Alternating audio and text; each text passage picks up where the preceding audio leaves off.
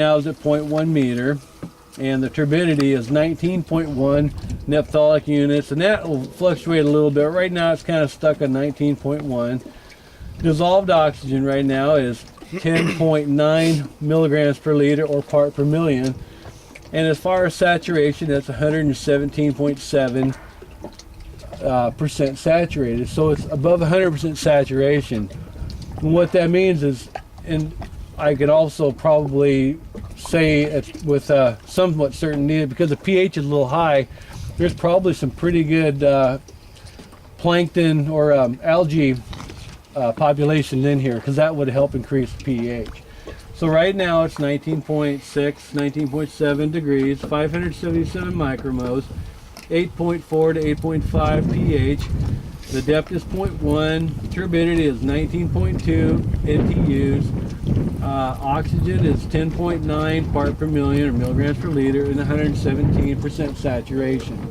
The last number on here is for my use, it's 7.9 volts, and that's how much I've got as far as battery. When it gets down to 7.0, 7.1, it'll need to be charged up, but this will last me for probably a month of pretty heavy use. So that's how this works, and there's no moving parts on this one except for the turbidity.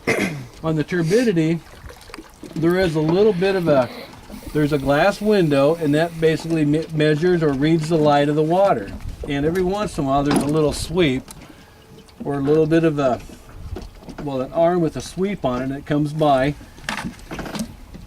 and it will actually clean this little glass off down here. You see a little eye down there. That little eye is what kind of reads the turbidity, and this little sweep comes by once in a while and kind of clears off any gunk, any dirt or algae you might have on there.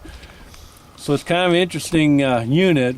It's really amazing what they can do. It's got a place for several other things on here. Now they do actually make a probe for ammonia, and nowadays I think they've got stuff for blue-green algae, but the ability to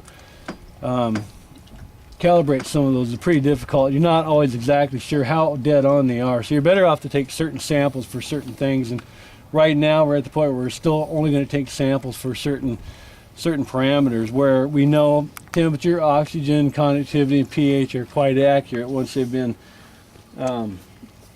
calibrated. So we're quite satisfied with those particular parameters, and then the rest we just take for water samples.